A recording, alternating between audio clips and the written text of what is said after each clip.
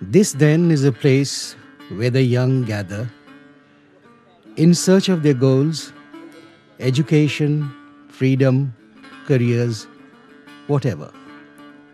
These young faces that you see are evidently eager to soak up every experience that comes their way. They are, it may seem obvious, not Indian faces, though they could very well be. Well, most of them are Iranian, and they are here in the campus of the university at Pune, a rather sleepy town 10 years ago, now caught by the full force of globalization. There are an estimated 4,000 Iranian students at the university and the different professional educational institutions of Pune. Looking at the lives of youngsters such as these and that of others who are very different yet very similar, we shall try to address the question, what is it that draws or binds a person to a place?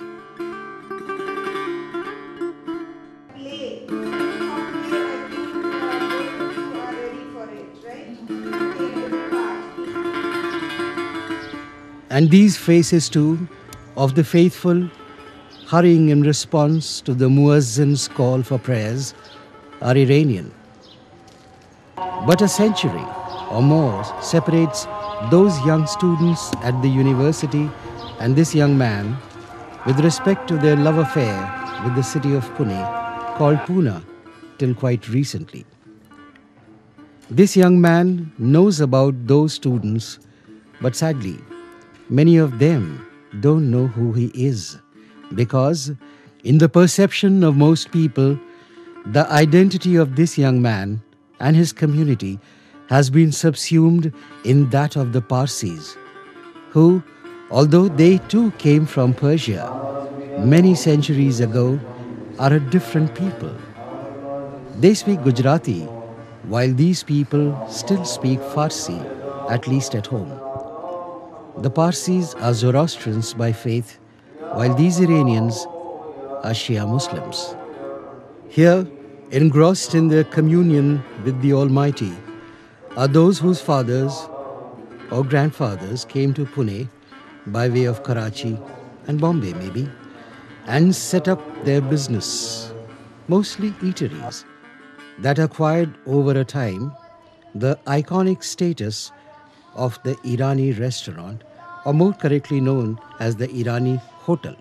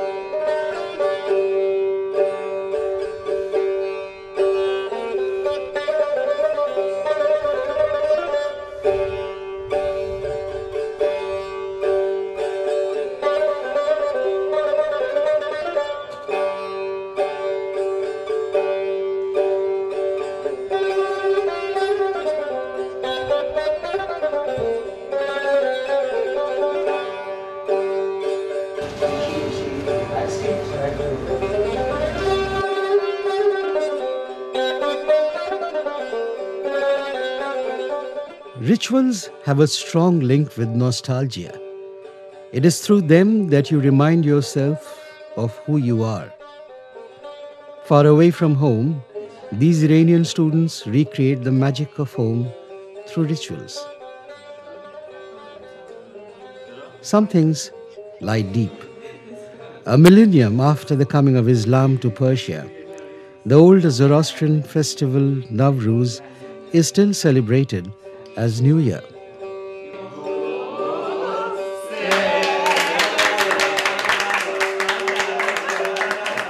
The symbols of Nowruz are many.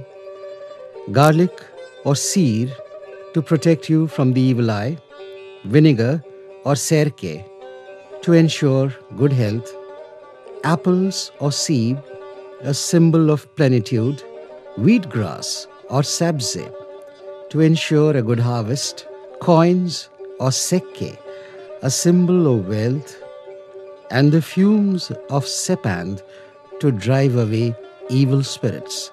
The Indian Iranians and of course the Parsis too celebrate Navroz.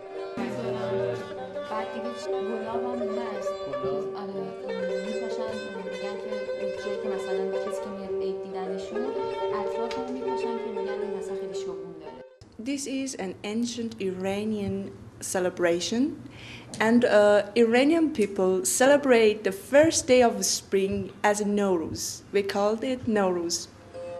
We are at Shisha, an Iranian restaurant in the posh Koregaon Park of Pune. Little more than a stone throw distance from the international Osho commune. It is an Iranian restaurant and run by Mehdi Nirumand, an Iranian Indian. But this is not a typical Irani hotel in the sense that Pune has known. This comes closer to the notion of a modern chai khani in the upmarket northern suburbs of present-day Tehran.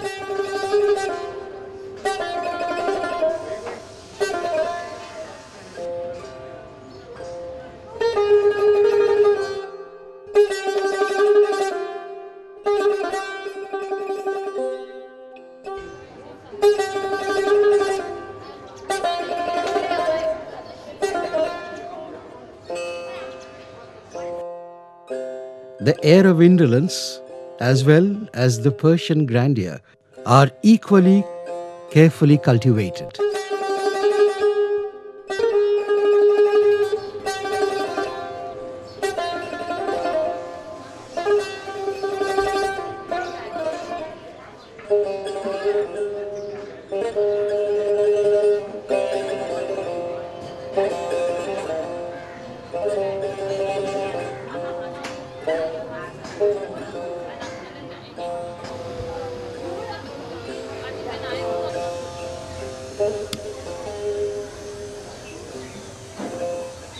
Tell me, how did it all begin and when it began, Sunrise as a restaurant began not as Sunrise but as Cafe Kazemi in mid-50s.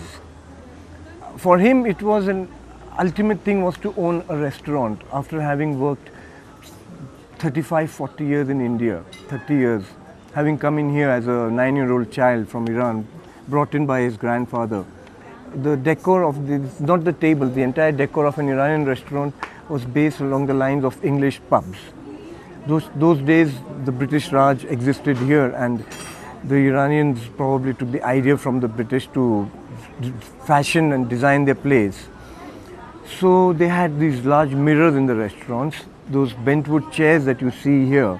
These are all Singapore cane which was imported from Holland, and all of this went about in keep making the ambience of the restaurant here.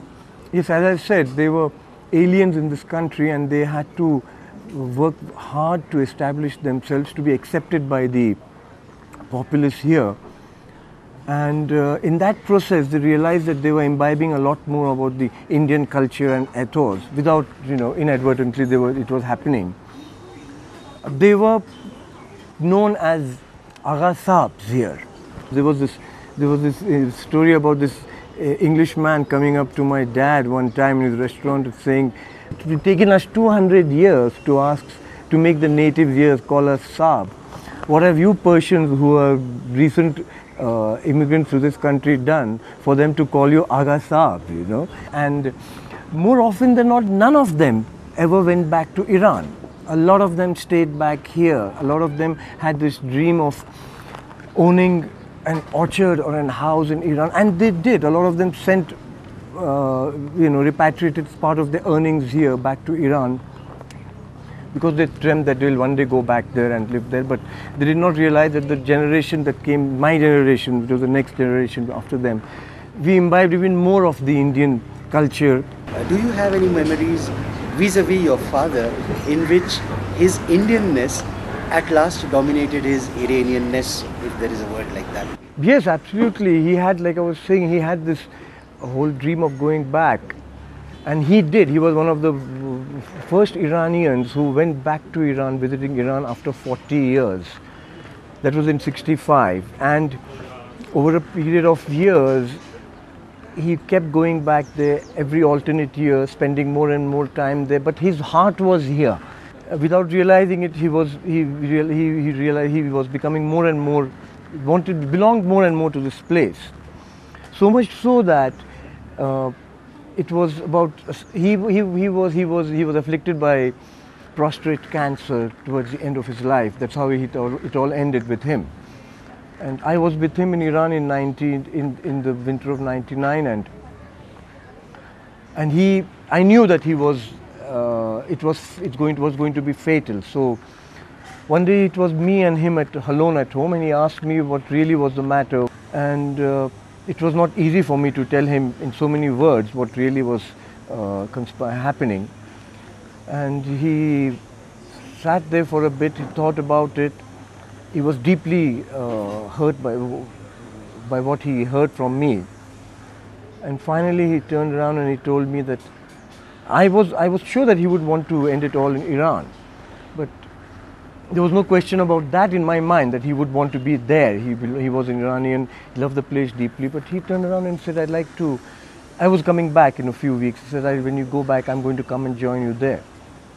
And it came as a shock to me, because I asked him, you want to be there? I said, it could be not very long down. He says, no, I want to be back in India and I want to live there.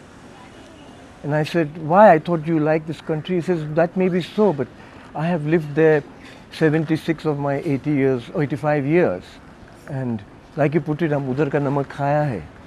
I belong to that place. According to his beliefs, the hadith, you be true to the salt that is fed you, to the land that has fed you salt. I have a lot of regard for my grandfather, who took the decision to come here to India rather than stay back there, because there is a process of Indianization. We used to always be told in our young days that we will go back to Iran, but there is no question about it. Telling this to my kids, they feel very, very much belonging to this place. The connection we have with that place is old memories that we have, and fact that our forefathers came from that. Besides that, I feel very much Indian. My kids feel even more so.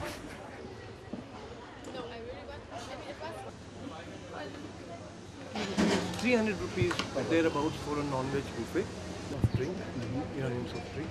No, there's two things that my dad taught me, is that you have no idea when you are going to be expecting customers and death. Customer who comes in here is Bhagwan.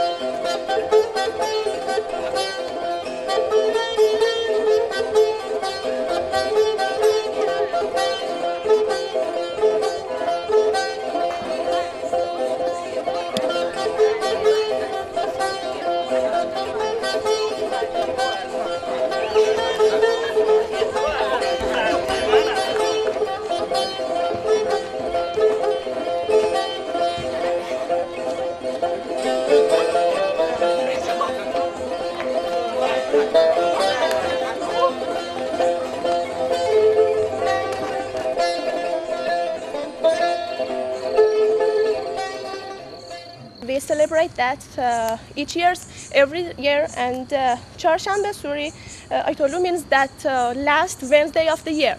We celebrate that, and we make 7 bushes of fire, and we jump over all of them, and we repeat this sentence that fire, you have to take my weakness, and you should give your power, your wonderful power to me. And we wishes that for ourselves. And it's a wonderful day, or it's better, it's a wonderful night that we have. It's so cool. Yeah, my name is Pune, and it makes all the Indians, surprised that why your name is Pune.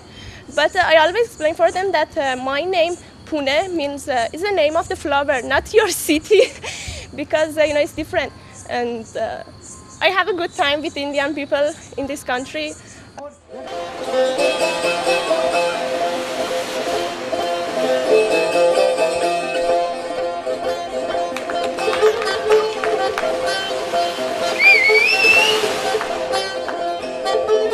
Though a lot has changed, some things haven't changed at all. Pune has grown, perhaps chaotically, from a quiet pensioner's paradise to a bustling metropolis. But the Irani restaurant, or correctly the Irani hotel, is essentially still the same. From the relatively more posh environs of Shisha and Sunrise, we now move into NCR, or New Central Restaurant. Places like this are the real thing. This could be 1955. Almost everything is the same as it was 50 years ago. The decor, the clientele, the fare. It is even possible that in some cases, the same people have been coming here for 50 years.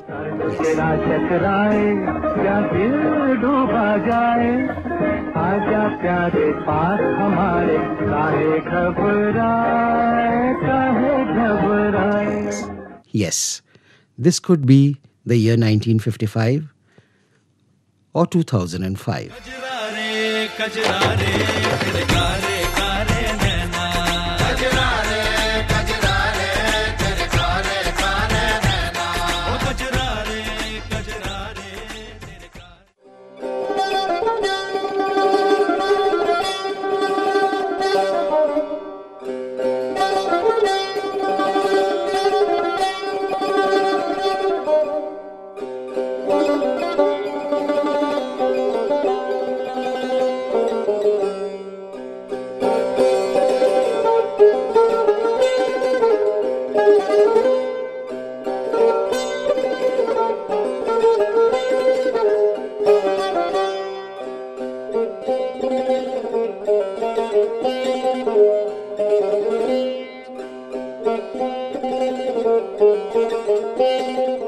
As a painter, what aspect of India would you find most significant, purely from a painter's point of view? I have come from a country who the usual garment is black, gray, and if you want to be very radical about using the color of your garment, you use blue or white, those kind of neutral colors.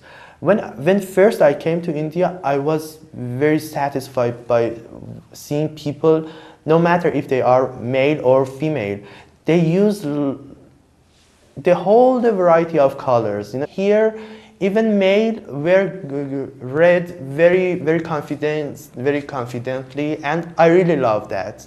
I find in Indian people is that a kind of something handy in their face. It's something that I really adore. When it comes to Iran, you see a variety of color for the skin, a variety of color for the eye, a variety of color for the hair. But in India, most of the people has a special form of nose. It's very handy thing, and all the people has thick hair and very how you say, long and not curly, Straight. Very straight hairs, and it's something beautiful about India, that you can find that all of them has come from a very special generation. A lot of things is semblance in them. It's beautiful, and I have come here for two reasons. One of those reasons I told you is just an excuse. I have come here to do my PhD. It's an excuse. But the real thing is that I have come here to find out what is living in another society which has different standard from my country. Of course, something that it's real, at least about Pune.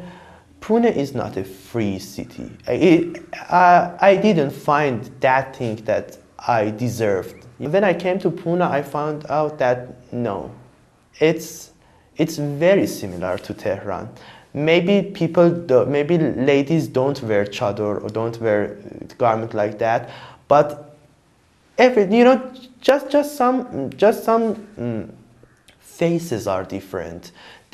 Something is substance is very the same.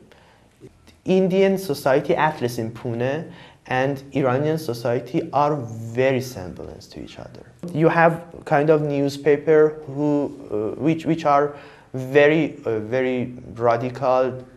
In all the magazine, I read lots of magazine here. There are lots of debate about the issue of sex, issue of gender, issue of freedom, the women right, the marginal society right. There is a lot of issue about that. But that's the intellectual part of this society. The real part of society, which are these ordinary people in the street, they are not open-minded that much that I deserve. So, as a searcher for freedom, Pune has been a bit of a disappointment to you? Yeah.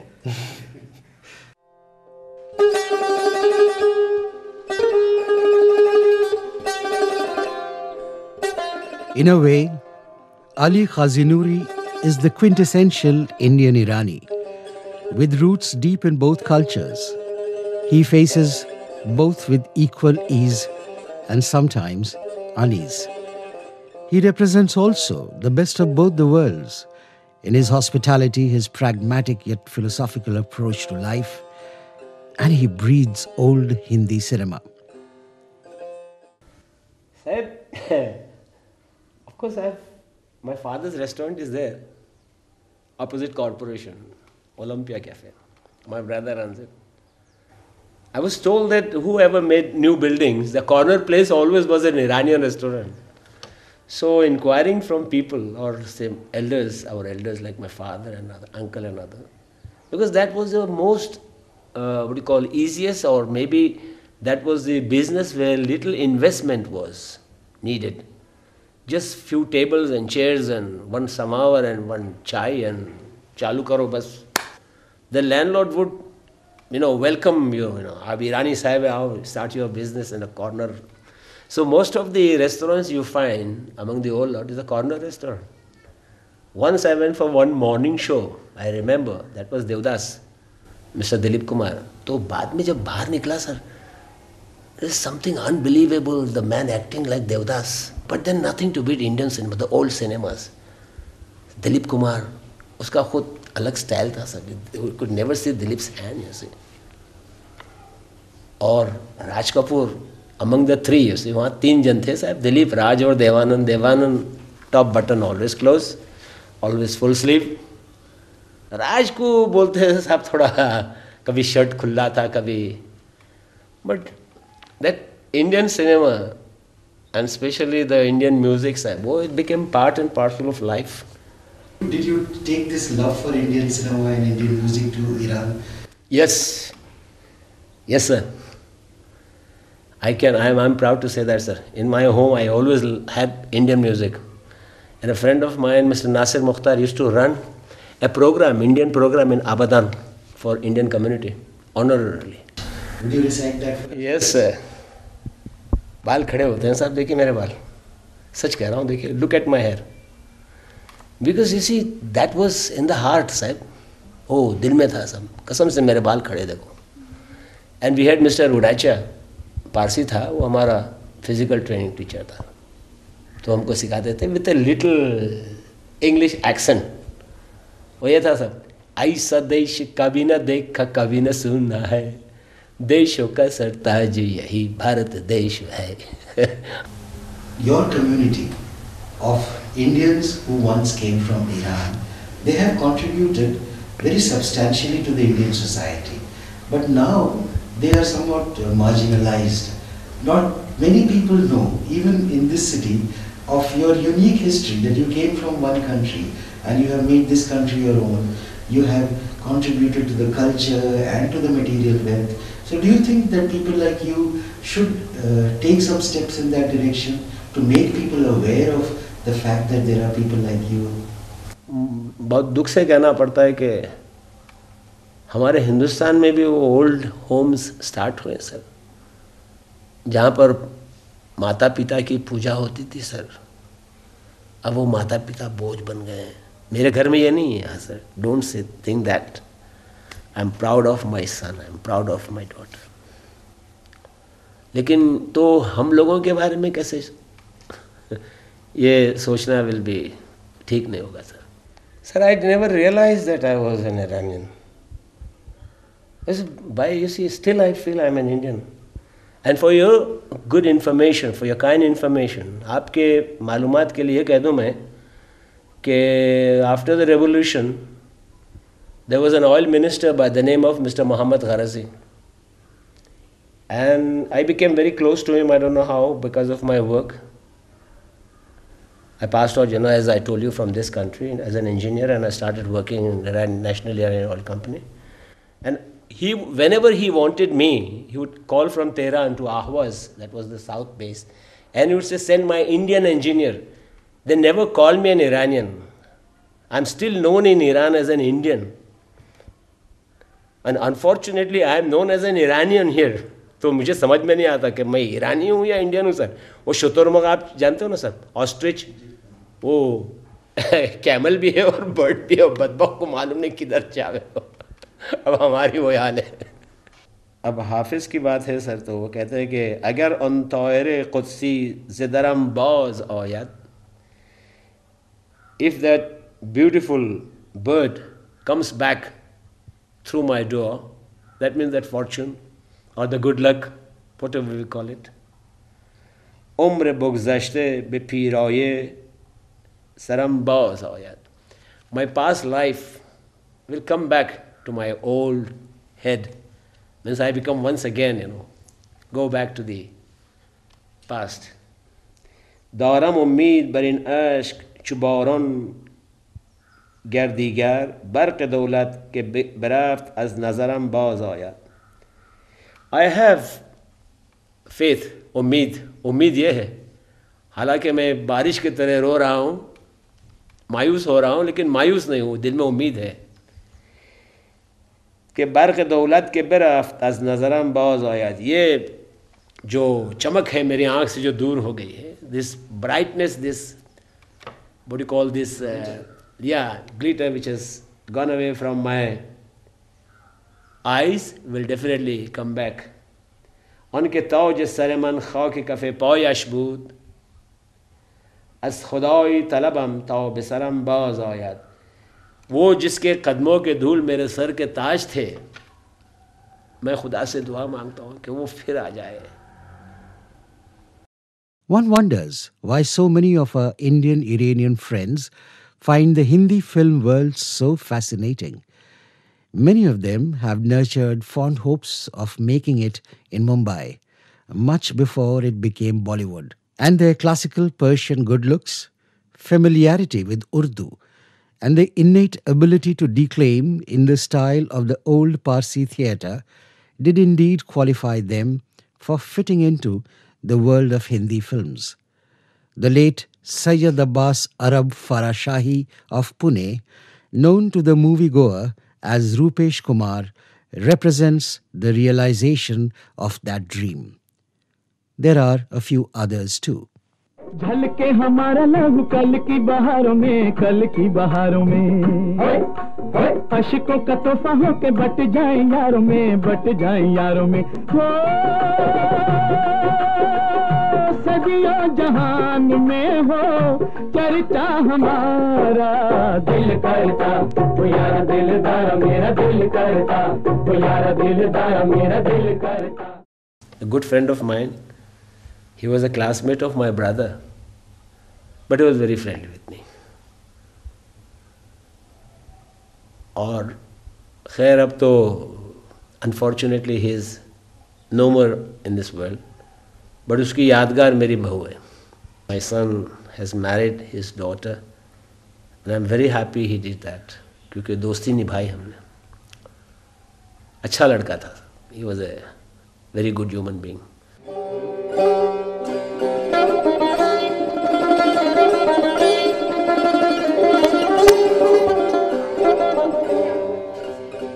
His real name was Sayyid Abbas Arab Farashahi, and I think so Rupesh Kumar was suggested to him by Raj Kapoor, if I am not making a mistake.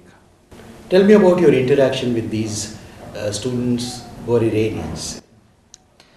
Well, luckily I am a dentist, as I told you before. I am teaching in a college called M.A. Rangunwala Dental College. I have a lot of Iranian students who come to study in India and who want to study dentistry. Yes, they are introduced to me and I take them to my college and I show them around. What I have noticed initially, when they come, they are very scared of Indian culture or Indian environment or the Indian country, India in general, because maybe we have poverty in India, we have these chopris, all these things are there which are not very common in, I'll say, I won't say they are not there in Iran, but they are not very common in Iran. So when somebody comes in the initial stages, the person is very scared. But then I have seen as time passes, maybe after 6 months, after an year, these people fall in love with Indian people, with Indian culture, with Indian food, with Indian cities. And when they complete their study, it is difficult for them to go back, because I think so they are immunized to be an Indian then. As you already know that our Indian culture has been grasping different cultures from all over the world. We have various people who invaded India. There were the British, the Mughals, many before them who I don't know, my history is not that strong. But the Indian culture has survived all those periods, all those phases, and it has only been because of the acceptance or the tolerance which we have. The same thing has happened now with them. They come, they love the Indian people because we have so many different festivals, so many different cultures, so many different kind of people, so many different kind of community. They love to live in India. They don't want to go back to Iran. That is a basic problem which I have seen with people who hated India when they came. God, where have we come? Which part of the world is this? You know, it is dirty, this, that. But then within 4 years, when they have to leave, when the studies is complete, no, they don't want to go. They can do anything to stay in India. What is it about Pune that excites you or that sort of attracts you to this place? Everything about Pune is amazing. I like the Pune people.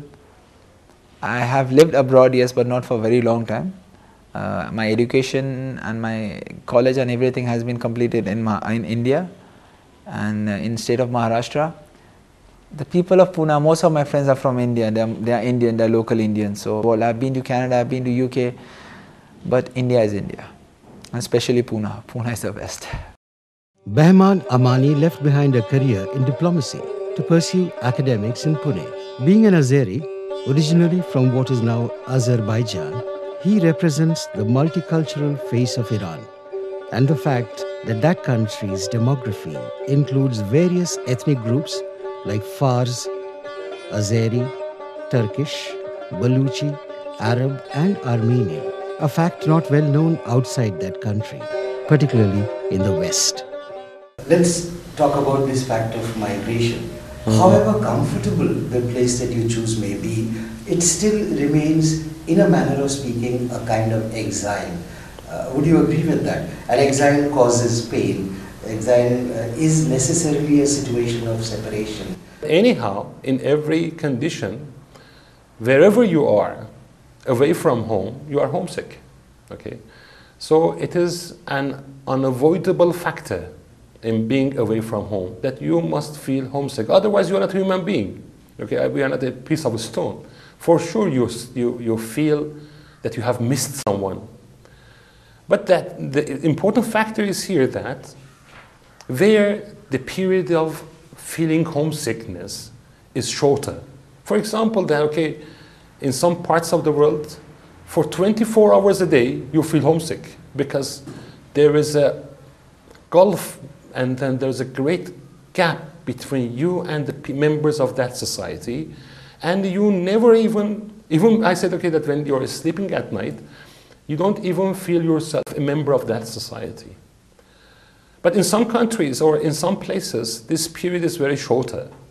I mean that we can say, that, okay, that at least you feel homesick or you miss your home country for half an hour a day in one country, for 24 hours in a day in another country. And Pune and its environment reduces that period. We'll elaborate on the last point that you touched upon. You said that in some places they make you feel lonely for almost 24 hours a day. Yeah. Would you care to elaborate on which part of the world? Yeah, for example, that when I was there, my little daughter is born in London when we were in England for 3 years. Although you have good friends, you can make some good friends that I have some, even now we are get in touch and we have contacts also. But, when you go to the shop, when you get on the bus, when you are on the way walking home, the smiles that you receive, the kind of treatment that the bus driver gives you, or the taxi driver, or the shopkeeper, all of them sending you some signals that you are not a part of this society. Although that we are now with you or you are paying us in this shop, but be aware that you are not one of us, okay? But, here, even that rickshawala, even your landlord, you never receive such signals. In West, they say, okay, you are not one of us and you have a limited, let's say, autonomy, or let's say you have some restrictions and you must be aware of it. But here, I think that the matter is somehow more than this, or better than this. That's, they know that you are strangers, but they don't give you negative signals, okay? And you're sometimes given some priorities. The smile that the other side gives you, it is all encouraging. The world over, wherever a particular community seems to gather or tends to gather in large numbers, they tend to form, let us say, colonies, for want of a better word. They like to stay in one place, for whatever reason, security maybe. But in Pune, Iranians are everywhere. Why do you think is that? Yeah, then that's a great point that you mentioned. Wherever you go, Chinese town or Japanese are somewhere, even Indians that you go to, when you go to London, you find that, okay, that a particular region is chosen by these people. Man instinctively, he looks for security, personal security and their social security. I mean that it is a theory of, let's say, that greenhouse they provide themselves with. I mean, they are trying to make an artificial kind of social life similar to those that they had at their home country, let's say. Like that you're growing a tree in greenhouse instead of letting it grow in nature. But here you said, as you mentioned, that people are scattered everywhere because you don't feel such a social pressure behind them to force them to come together and then be in one place and then to make a castle and then boundaries around themselves. Hardly I have witnessed any Iranian or my own family also, being hurt by a, let's say, Indian neighbor. So you don't feel such a pressure in this society.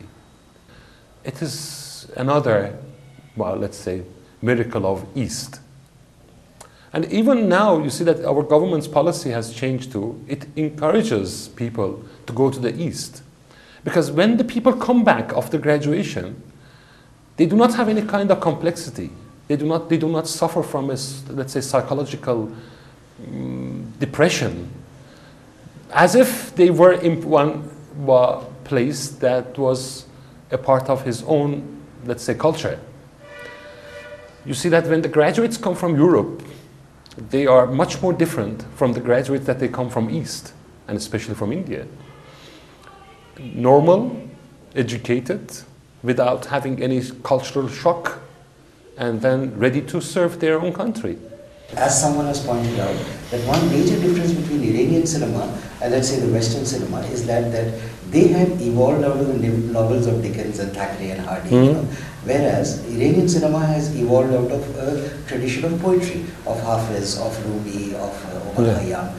That's why it is more lyrical, it is more magical in his words. Would you agree with that kind of a statement, or do you think it is romanticization? No, there is a basic and differences on the principles. For example, what do we expect from cinema in Iran is different from what West expects from cinema.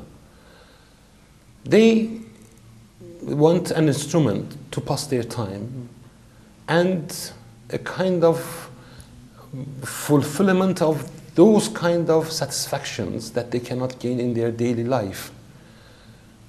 And the strategy or policy behind these, that you see that killing, invading, I don't know, pushing the limits of humanity to the greatest kind of extent is a part of Western culture. But our culture does not allow such things happen. Our culture, as Hafiz, for example's poetry reveals, and then our Rumi's, it is the self-recognition, knowing the strength of the self. If you know yourself, then you can manage everything.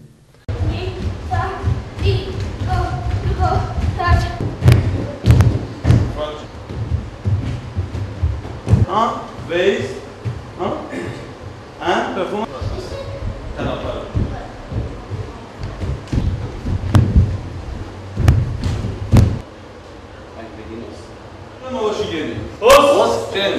Again, mine. Okay, one کجا برم؟ نقشه بگیر.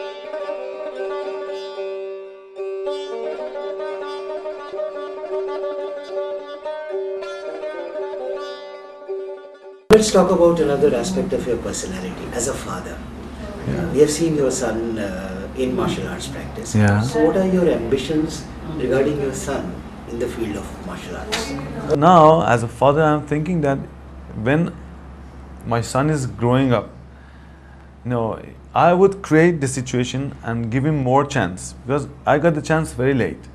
Because I was in two ways, whether to go again in that field or come for studying. As far as studying was in my mind from childhood, I decided not to lose this and come over here for studying. Now I'm trying to give both the chance to him from childhood and explore his idea about both the fields. Does he speak Hindi or Marathi, your child? Actually, he speaks Hindi more fluent than English, and he has learned Marathi quite a lot, not as well as Hindi and English, but Marathi he knows also. Because we believe that when you learn another language, you are living in another world, and you enjoy your life better.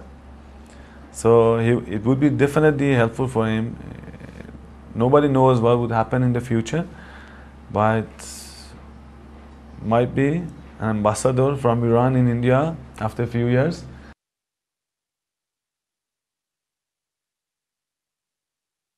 And now I'm doing PhD. I'm very, very glad, and I'm very successful that I have finished my bachelor, master.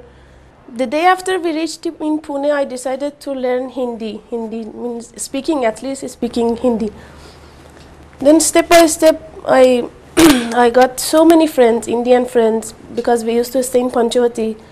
There we had lots of friends, and I would like to learn the dishes, the sweets, Indian sweets.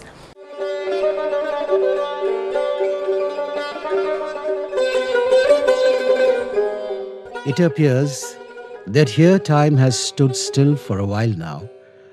Or is it only an illusion? We are at Nasir Mukhtar's residence. A man once flamboyant and something of an Indian-Iranian avatar of Zorba the Greek, Nasir has served in the Iranian Navy and travelled extensively for his job with Iran Air. He suffered a sudden illness 12 years ago that left him paralyzed from waist down. He has one abiding interest, almost an obsession: Hindi film music. A surprising number of pairs of boots, meticulously polished for a man who hasn't walked in 12 years. This room clearly belongs to a person who dwells a lot in the past, and it is filled with memorabilia of a life lived in joy, love, sensibility, and sentimentality. Talking of history, Yes, sir. we'll go back one generation, Asher sir. हाँ sir. Tell us how your father came from Iran and under what conditions. Yes. My father, along with 12 other companions or fellow travelers, he came to India from Iran in late 20s or early 30s. They had to walk from Yazd. और ये इसकी वजह ये थी India को आने की कि पहले तो पारसी लोग यहाँ आ चुके थे. दूसरी वजह ये थी कि उस वक्त हालात यज़्द में अच्छे नहीं थे. तीसरी वजह ये थी कि उस तरफ कुवैत, दुबई और बहरीन वगैरह नहीं थे. जगह थी लेकिन इतनी वहाँ कोई ऐसे कुछ ज़्यादा माहौल नहीं था पैसे कमाने का. और उस वक्त पाकिस्तान नहीं था, इट वाज इंडिया. तो वहाँ से यज़्द से चलते वो ज़ायदान आते थे, ज़ायदान से फिर कराची पहुँचते थे किसी तरह से. और वहाँ से कराची में अगर अच्छी कोई नौकरी मिली ईरानियन रेस्टोरेंट में, कोई रिश्तेदार, क्योंकि हम लोग यहाँ जो रहते हैं पुणे में, ईरानियंस फ्रॉम यज़्द, अगर 10 मिनट आप सर्वे करोगे तो we are related to each other. We are like Sicilians, all cousins and uncles and I don't know वगैरह वगैरह. तो वहाँ कराची में अगर कोई रिश्तेदार के पास या कोई रिश्तेदार निकलता या कोई पैसा तो वहाँ नौकरी करते, नहीं तो best place was Bombay. Karachi से शिप में बॉम्बे जाते. मेरे फादर की रेस्टोरेंट आर्यन टाकिस के बाजू में थी. रेस्टोरेंट का नाम था माय आइडियल, और सिनेमा के अंदर कैंटीन थी.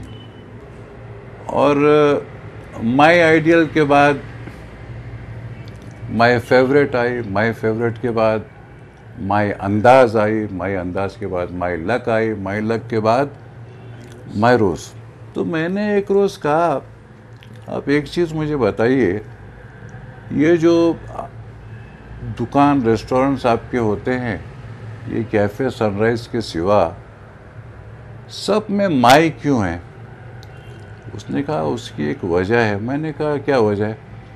बोले उसकी वजह यह है कि कोई ग्राहक कहीं जा रहा हो, दूसरा उससे पूछे तो कहाँ जा रहा हो, कहाँ जा रहे हो, कहाँ जा रहा है, तो वो कहेगा मैं माय रोज़ जा रहा हूँ, यानी मेरे रोज़ के पास जा रहा हूँ. माय लक, मेरे लक, माय आइडियल रेस्टोरेंट में जा रहा हूँ, माय फेवरेट रेस्टोरेंट में जा रहा हूँ. मैंने कहा ये आइडिया आपको कहाँ से मिली? बोले मुझे आइडिया मेरे कुछ नहीं, मेरे आइडिया तो हॉलीवुड लोग ने भी कॉपी किए. मैंने कौन सा? बोले माय फेयर लेडी. बोले Tell us, was Iran viewed by people of your generation as a very, very promising opportunity by way of education, by way of employment particularly? Yes. मैं कुछ 20 या 21 साल की उम्र में गया. 18-19 साल की उम्र जब थी हमारी, तो हमेशा सुनते थे ईरान में बहुत तरक्की के चांसेस है एज़ कंपेयर टू इंडिया. और एक मुझे याद है, मैं जब बहुत छोटा था, बहुत ही छोटा था, लेकिन मुझे ठीक से याद है, पुणे के नारंगी बाग में शहंशाह आए थे. और जी, Shah of Iran, Shahenshah Pahlavi, वो अपने स्पीच में कह रहे थे कि जो पढ़े लिखे हैं अपने वतन को लौट जाइएगा, वहाँ माहौल अच्छा है। तो ये सब जवानों के जहन में था। वो पहले मेरे जनरेशन में जो एसएससी करते सीधा ईरान में, मैंने तो एसएससी भी नहीं की थी, तो चांसेस बहुत अच्छे थे। मैंने ऐसे कैसेस, ऐसे रिकॉर्ड्स जमा किए थे जो बहुत नायाब थे। मिसाल के तौर पे साइगल साहब, पंकज मलिक, जगमोहन, जोरा भाई अम्बालावाला, अमीर भाई कर्नाटकी, स्वर्णलता, करण दीवान, और मेरे सबसे ज़्यादा चहीते गायक रफ़ी साहब रहे। सर, रफ़ी साहब के लिए ये खास मोहब्बत किया? उसकी वजह है मेरे पास। उनकी मैं कव्वाली सुनता था या भजन सुनता था। वो भजन तो ऐसे गाते थे कि वो जैसे कि 100 साल से हिंदू है। कव्वाली इस तरह से गाते थे कि जैसे कि 100 साल से वो मुसलमान हैं। और दूसरी एक उनकी बहुत खुसूसी बात जो मुझे पसंद थी कि मैंने उनकी जितनी तस्वीरें, जितने कैसेट्स मैंने देखी, वो हमेशा उनके चेहरे पे स्माइल थी। हालांकि जब उनका जनाजा पड़ा हुआ था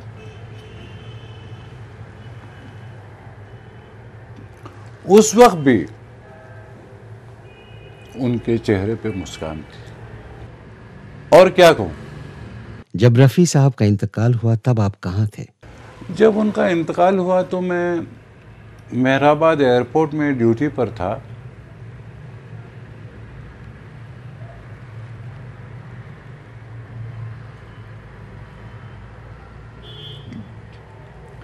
माफ़ करना, मैं ज़रा जज्बाती हो गया। ड्यूटी पे था तो मेरे कज़िन ने मुझे फ़ोन किया, कहने लगे अरे एक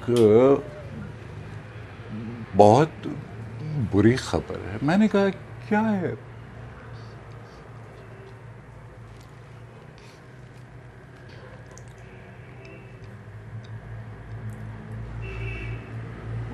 उन्होंने मुझसे कहा रफ़ी साहब नहीं रहे।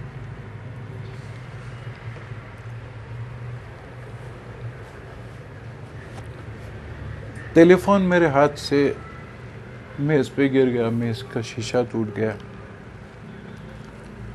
और मुझे अफसोस सिर्फ इस बात का था कि मैं इस शख्स से कभी मिल ना पाया था। मैं बहुत कोशिश करता हूँ कि वो तो चले गए,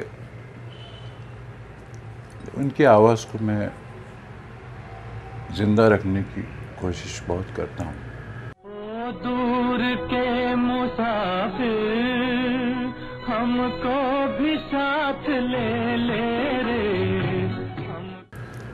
इनके बारे में शेर अर्ज है, ये किसके तरानों से मुनव्वर हैं फ़िज़ाएँ,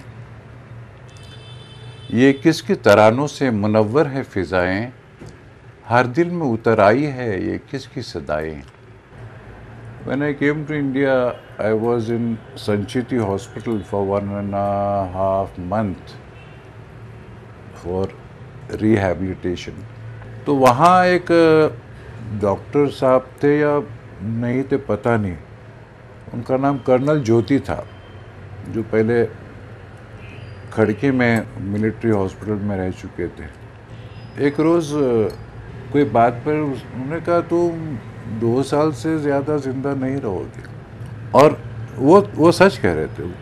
तेहरान के डॉक्टर जो थे उन्होंने भी मेरे ब्रदर इन लॉ से यही कहा था, such cases don't live for more than 2 और 3 years, मैक्सिमम 4 years। ये बात उनकी मुझे गवारा नहीं थी। मैंने कहा अपने आप से कहा you don't live by the beats of your heart but you live by grace of God. ये मैं हमेशा अपने जहन में रखता था। किसी ने मुझसे कहा था, वहाँ भी मैंने लिख के रखा है।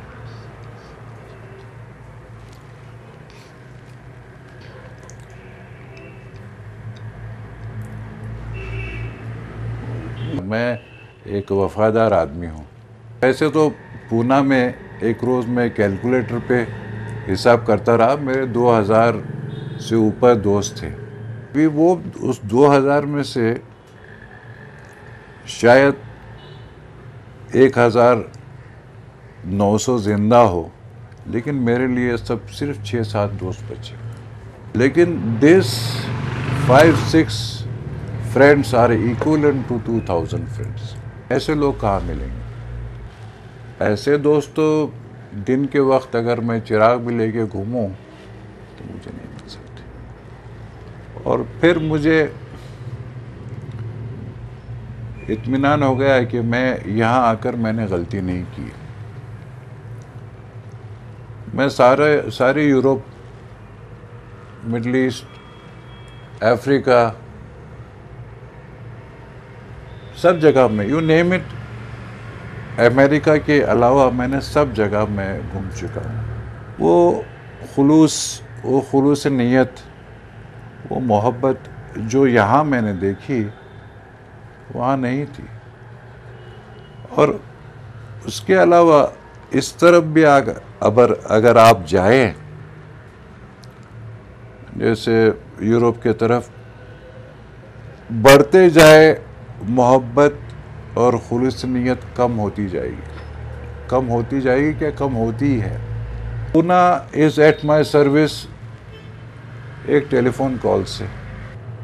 और फिर यहाँ के लोग हमेशा खुश, कभी दिवाली, कभी दशहरा, तो कभी ये, तो कभी क्रिसमस, तो कभी ईद, तो कभी सब, यह माहौल जो है सब खुशी का माहौल है। ऐसा माहौल आपको कहीं नहीं मिलेगा। आप मुझे कहाँ भी जाके फेंको, मैं यहीं लौट आऊँगा। बल्कि हालांकि आपको शायद मुझे कहना चाहिए या नहीं कहना चाहिए, लेकिन मैं तो कह दूँगा, मैंने तो अपनी ग्रेव, अपनी कवर भी यहाँ बुक कर चुकी। वो तो ऊपर वाले के हाथ में, कहाँ वो भेजेगा वो उसके हाथ में। लेकिन मैंने तो सोच रखा है, अगर मरूँ तो मैं यहाँ ही मरूँ। सोच मेरे दोस्त लोग कहते हैं, अरे इधर क्या, उधर ईरान में इतना चाह रहे हैं। बोला तेरे को नहीं मालूम, इधर देखना, अपने कब्रिस्तान में साला आम का झाड़ है, सीताफल है, वहाँ तोते हैं, वहाँ परिंदे हैं, वहाँ ये है, वहाँ वो है, वहाँ नारियल का झाड़ है। वहाँ कहाँ, वहाँ 3-3 स्टोरीज के कवर होते। एक टाइम आपको डाल दिए तो उसके ऊपर कोई आएगा और उसके ऊपर कोई आएगा।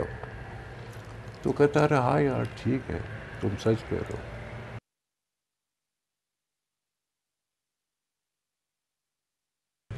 वैसे तो फ़लसफ़े बहुत हैं मेरी ज़िंदगी में। बहुत चीज़ मैंने इस उम्र में, उम्र तो हो गई है मेरी, फिर भी उसके पहले ही मैंने बहुत चीज़ सीखा है। लेकिन एक जो माइलस्टोन है इन माय लाइफ, कि जब ये हादसा मेरा हुआ और मैं बहुत ज़िंदगी से मैं नाउम्मीद हुआ था, तब मुझे मेरे बच्चों ने मेरा साथ बहुत दिया। मेरी बेटी ने, मेरे बेटे ने, और एक मेरे लड़की ने मुझे लिखा था कि whenever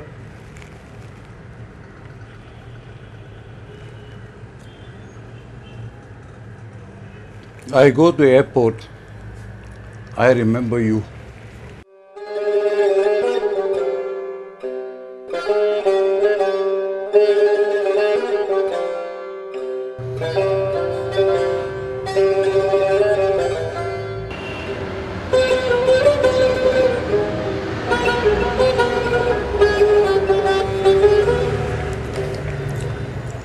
और कुछ एक आखिरी बात और जी ज़रूर. Do you think of yourself more of an Indian or an Iranian? Well, this is a very, very, very, very difficult question. I am an Indian as well as Iranian. क्योंकि मेरी family background जो है, मेरे आदाब रसूम वो ईरानी है, और दूसरे जो मेरे खुसूसियात है, मेरी आदतें हैं, वो इंडियन हैं. This is because of my good Indian friends, my teachers, and the place I was born. It is but natural. So you can say that I am Indian as well as Iranian. हिंदुस्तानियों के बीच में मैं हिंदुस्तानी हूँ और ईरानियों के बीच में मैं ईरानी हूँ. And people like me are there in this country, in India, and we are proud that India has accepted us. और हम भी खुद को हिंदुस्तान के बच्चे समझते हैं सर. और क्या कहें, वो शाहरुख खान का फिल्म बड़ा अच्छा था सर. थोड़ी दिल में बेईमानी है, थोड़ी है नादानी, फिर भी दिल है हिंदुस्तानी. I feel that I am part of this place. Now whether government accept करा नहीं करा वो उसकी कारण है, पर आरजू है कि यहीं पर यही मिट्टी में ये बदन दफनाया जाए. बस मज़ा आएगा सर, सच मज़ा आएगा.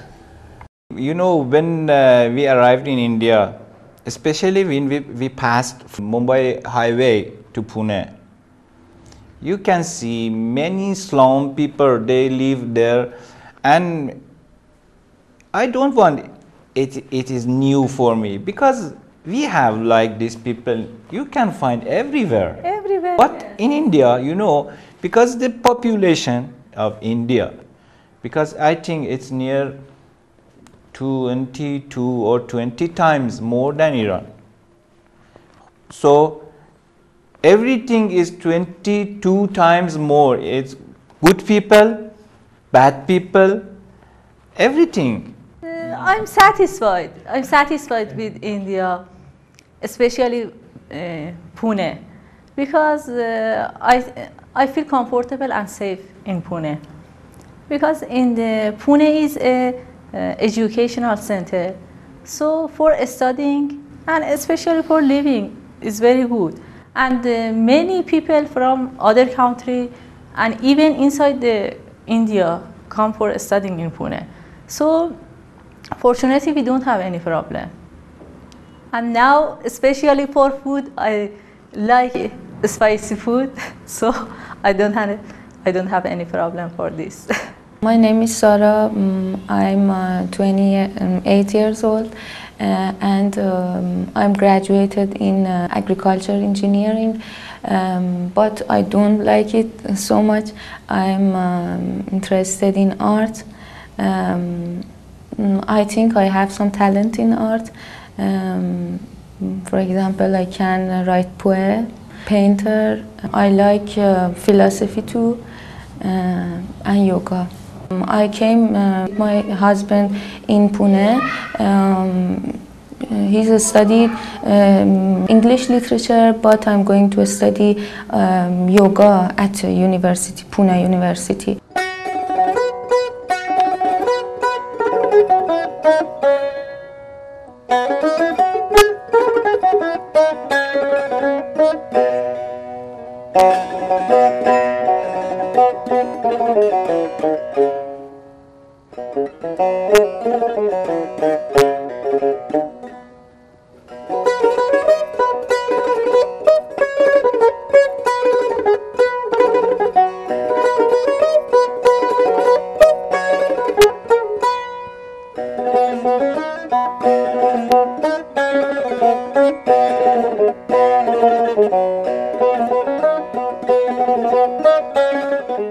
This instrument is called tar, one of our national instrument. And of course we have some older instrument like chagur, dutar, tambur, sitar, and then tar. But it's at least 2,500 and maybe more years old, and all Iranian people, they are familiar with this, and mostly we use it in national music. Yeah, we call it sunnati or traditional. To compose an Iranian piece or Asian, no different. I'm not talking of Europe or American or something like this, because in Asian we have something you share, and it's feeling, freedom. You are free. And in Iran we make new pieces by improvisation, you know. You play and play, you don't think, you just feel. Little by little you get something, like poetry. And you can join them together. Maybe after 1 month, 1 year, 10 years, and sometimes one day, you can compose one. You cannot decide when, where, and how. It's just a feeling. You should be free from anything. And that was my feeling. Let everyone upon whose heart desire for a fair face likes the burden sore, that all his hopes may reach their goal unchecked, throw branches of wild rue upon his fire. My soul is like a bride, with a rich store of maiden thoughts and jeweled fancies decked, and in time's gallery I yet may meet some picture meant for me, some image sweet.